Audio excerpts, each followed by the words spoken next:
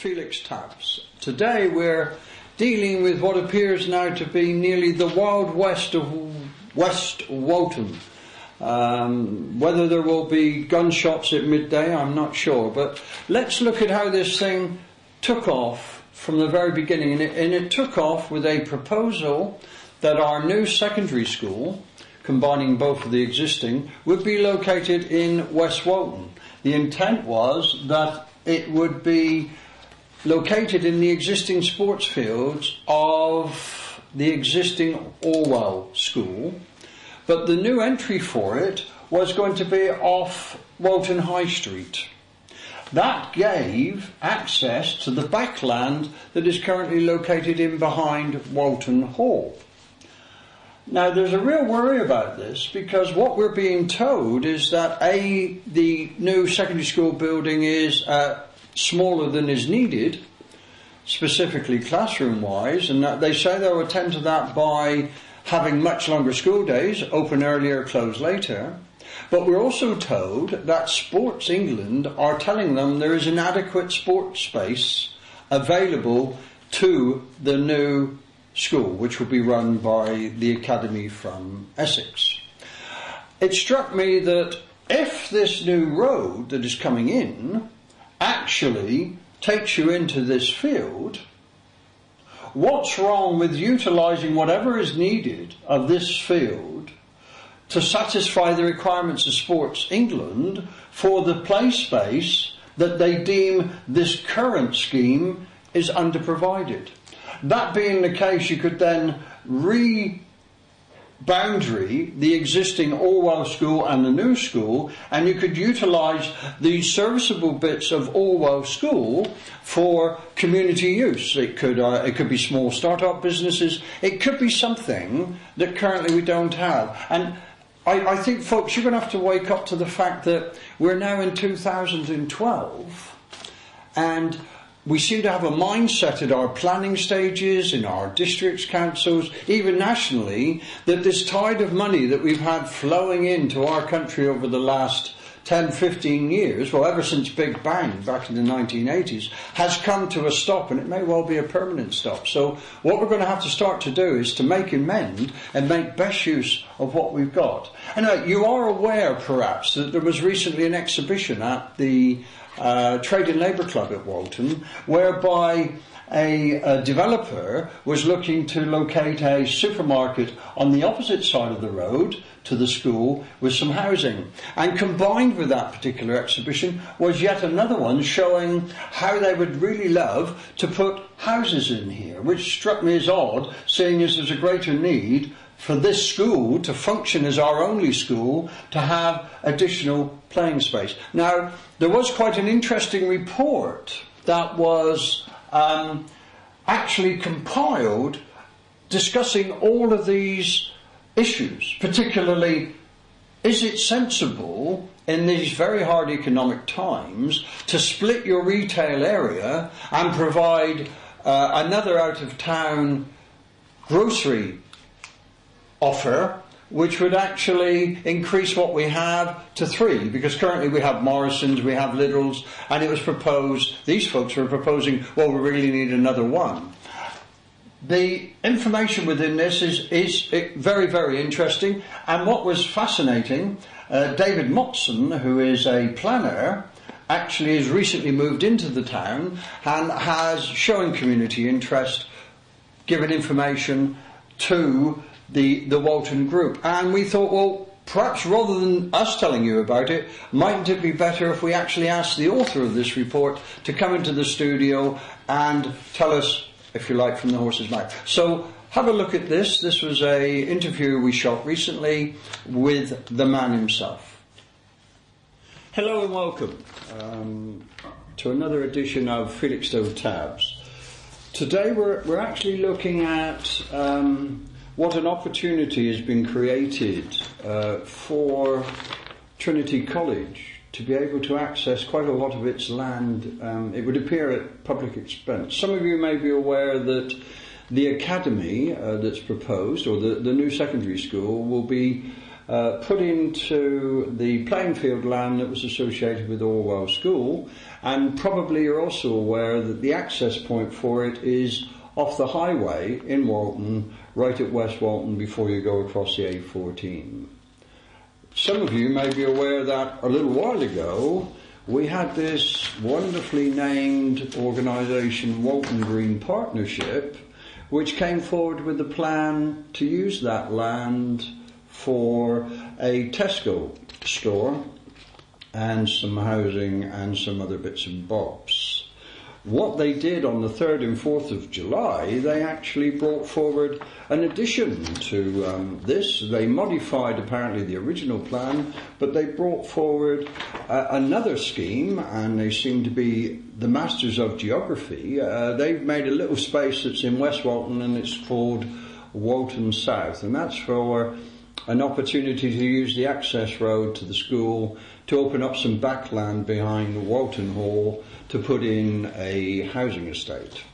I have with me today a recently retired planner, welcome to our town, called David Motson, and he has, at great expense to himself, studied and looked at the impact of non-compliance with our town plan, local plan, which had the use of this land as a natural green barrier between the communities of Walton and Trimley St Mary, and that's legally what its usage should be. Now, we do have a little difficulty in our town in that our replacement plan for our 2002 plan has been hugely delayed and is still delayed. And we won't get a talk or an opportunity to make any representation about it until the Felixstowe Area Action Plan starts to be consulted on, which can't happen, I understand, until after the core strategy is agreed. That's right. So it's sequential. Yes. So this really gives an opportunity, does it, for any developer to come in with any sort of scheme at all and try to push it in during that sort of changeover period. There's a real danger that the kind of ambiguities that's left by the current situation will give opportunities to developers such as Tesco's. Right. Town. Yes. Okay. So why are they telling us that to have an out-of-centre supermarket is so important for the well-being of the community of the peninsula? I mean, what's their biggest selling point? I think they're saying that there's something like a quarter of local residents spend on everyday shopping out of town rather than Felixstowe itself. Right. If you look at that, if you look at the detail of the figures, yes, which have been provided sort of independently by advisors to the council, you will see that the turnover that's leaving town is something like £12.5 million a year.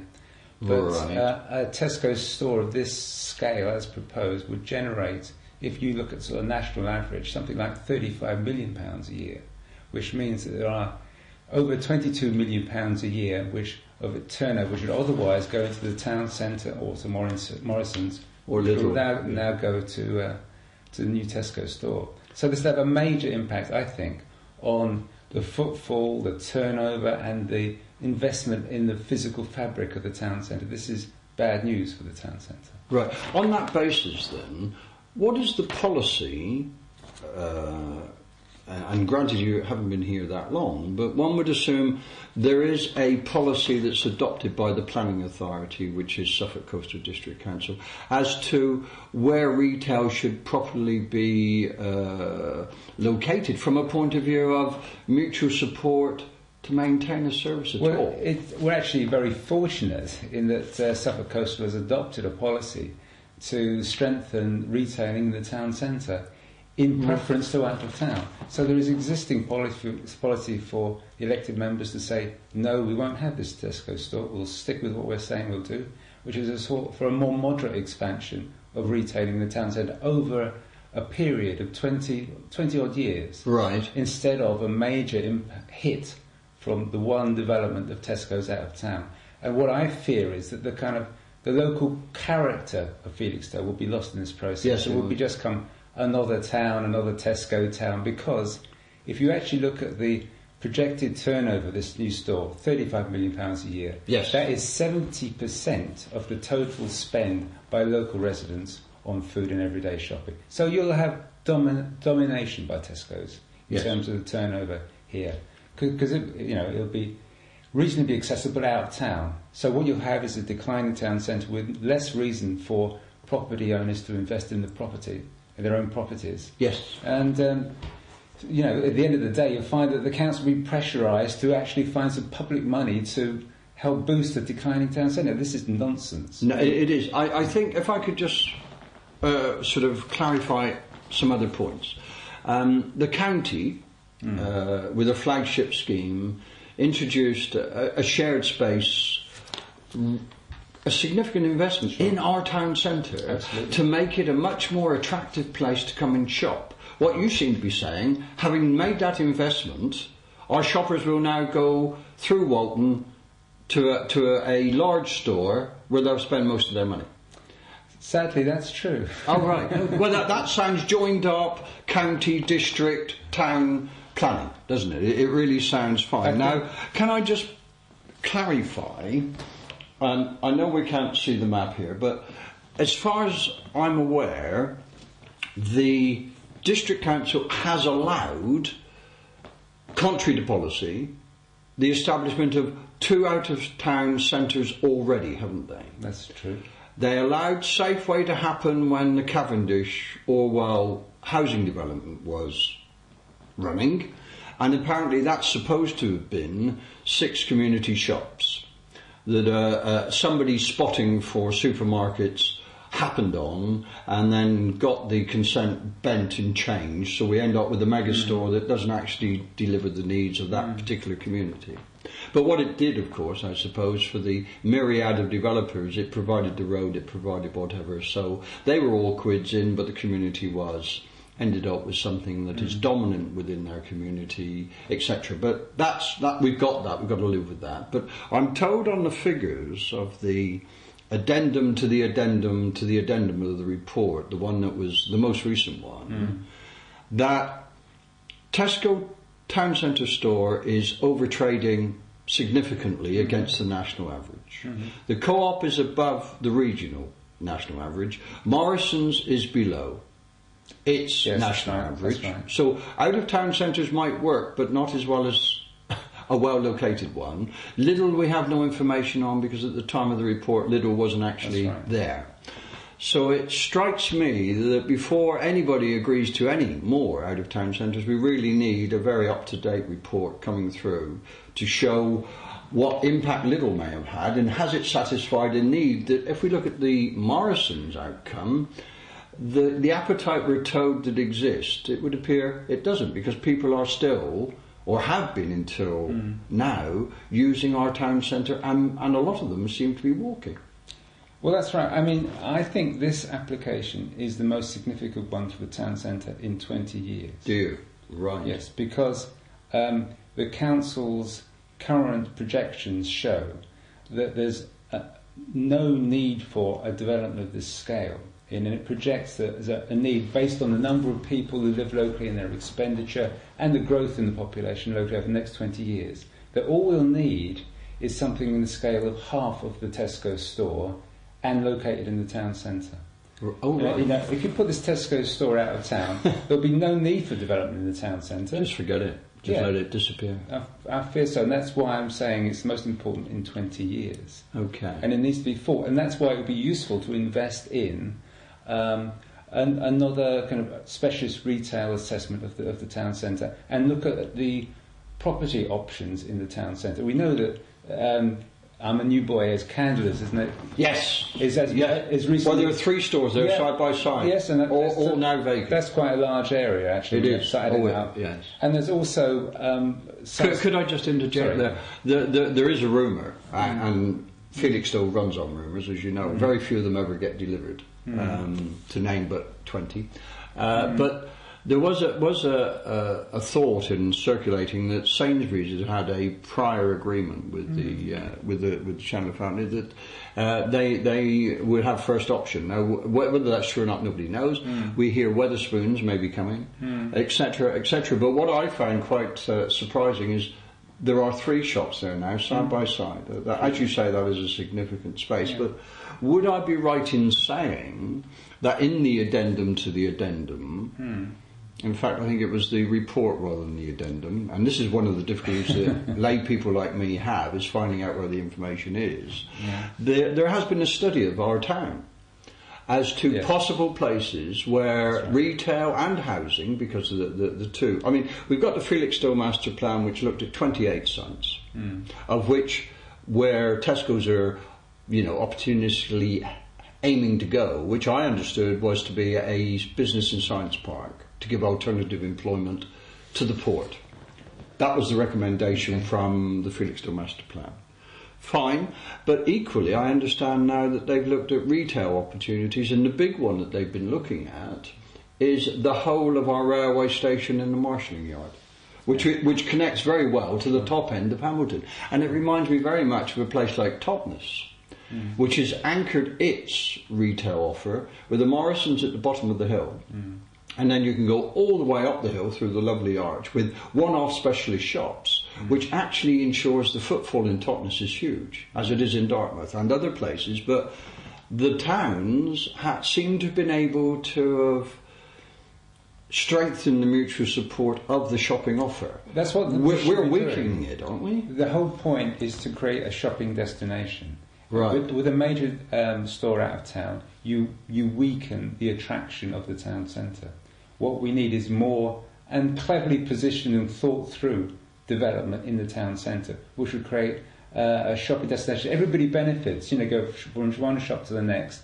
There's actually already a high footfall in Felixstowe Town Centre, which is one of its major strengths. I mean, all of the food stores in town centre are over trading, which means that they've got a high average turnover per square metre compared to the national. Yes. So that we need to build on that, not weaken it. Tesco's was huge. It is. Huge. Right. And whatever, they've never expanded into what was British Gas when they used to have the gas showroom beside it. I mean, that opportunity existed for a long time. So, I mean, if Tesco's view is that they need to give us more lines, more offers, they did have had the opportunity within the town setting for some time. I fear that. But it doesn't give you the parking and the boot to check out trolley. I think what you have is a formulaic approach from Tesco.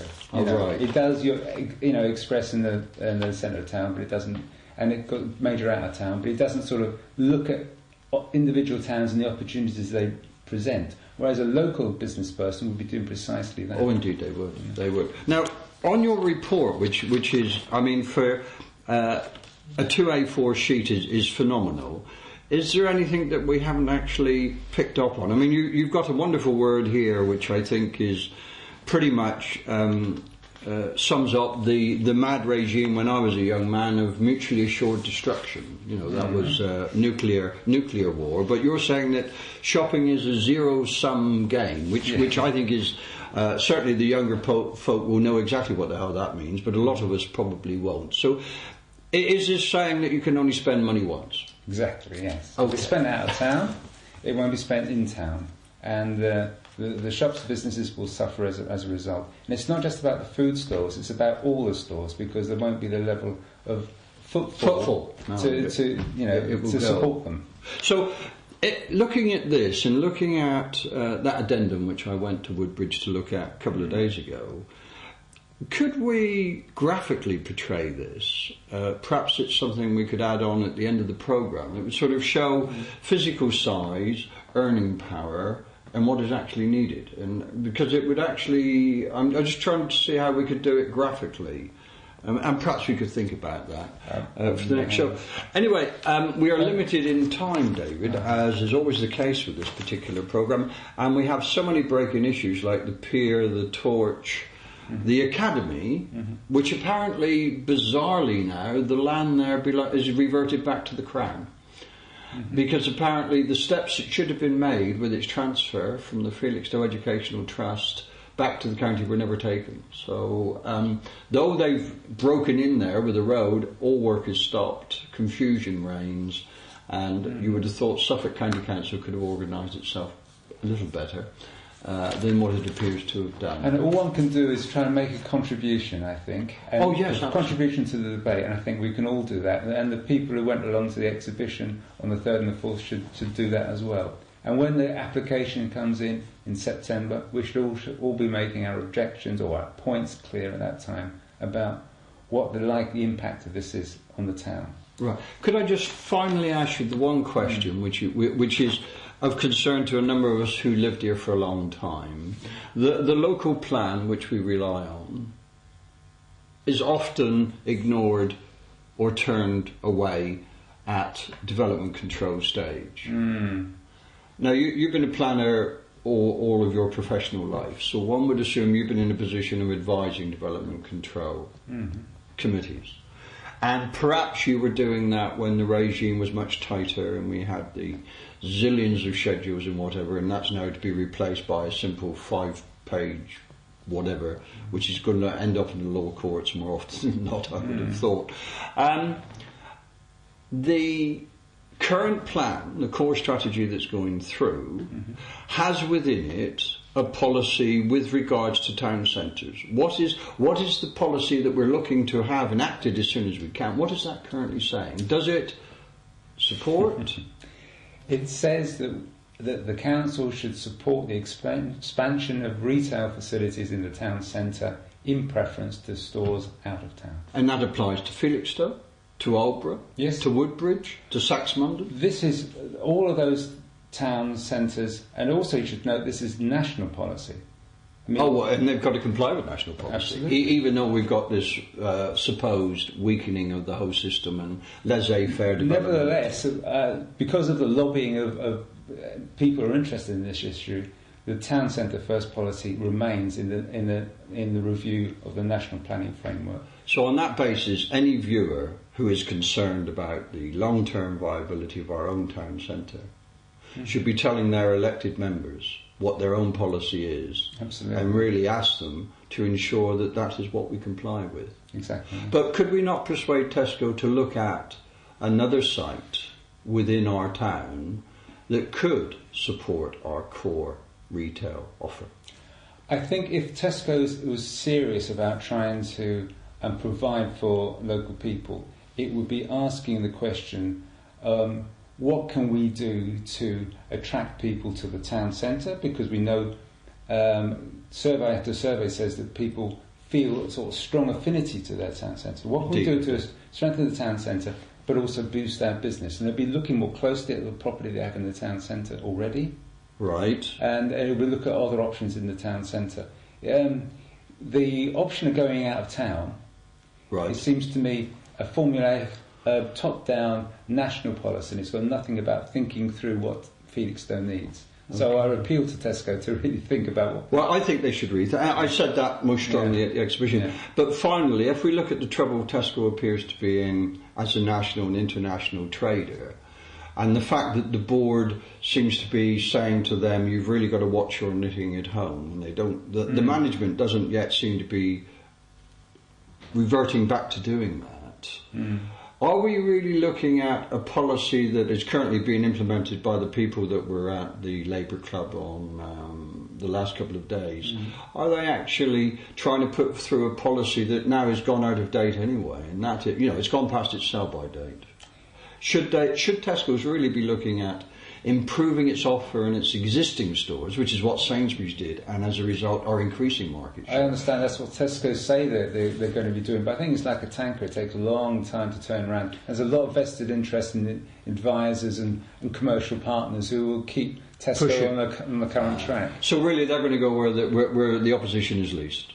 Yes, I mean what's also interesting, I think, is the big national names, your News of the World, your Barclays and NatWest. Yeah. I mean, all these major bodies seem to be undermined recently. And I'm just wondering whether every dog has its day, and we shouldn't anticipate that Tesco will always win. There's always the Achilles heel. Well, thank you very much, David. Hopefully for those of you who are viewing, that's given you some cause for thought. I believe that probably in the long-term interest of our own town and its town centre, Tesco should really revisit, not coming here, but where it comes when it comes here, and what it should be doing is ensuring the viability of our town for decades to come, and particularly bearing in mind that the major landowner, Trinity College, is a de facto our Lord of the Manor. It might be about time it lived up to its community obligations and started to do something for the community here, as well as their scholars and students at Cambridge. Thank you very much for watching. Look forward to seeing you the next time. Thank you, David. Bye-bye.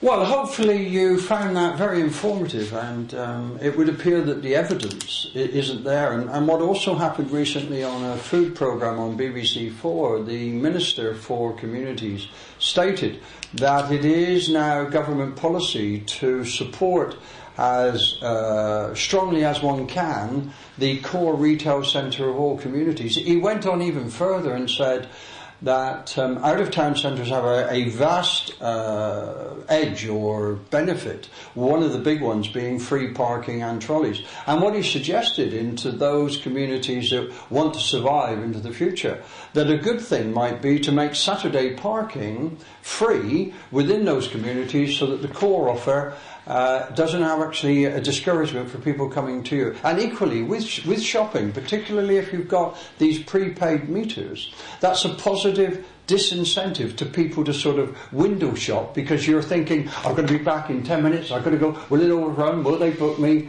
And the whole enjoyment out of, I mean, I'm not a shopper, but I'm told it's a new religion, and those of you that it applies to, certainly prepaid parking is a positive discouragement to proper shopping. So I think that was very interesting, and I think we should listen to our government minister when he advises us to have free parking on a Saturday. Yeah, let's go. Let's go back. Hi, this is the head of a document with regards, and it records the minutes of the meeting on the soundness of a thing called a core strategy, and it's the building block of our local plan. And some of you may be aware that our last local plan was developed and delivered back in 2002. We seem to have been forever in the delivery of the new plan.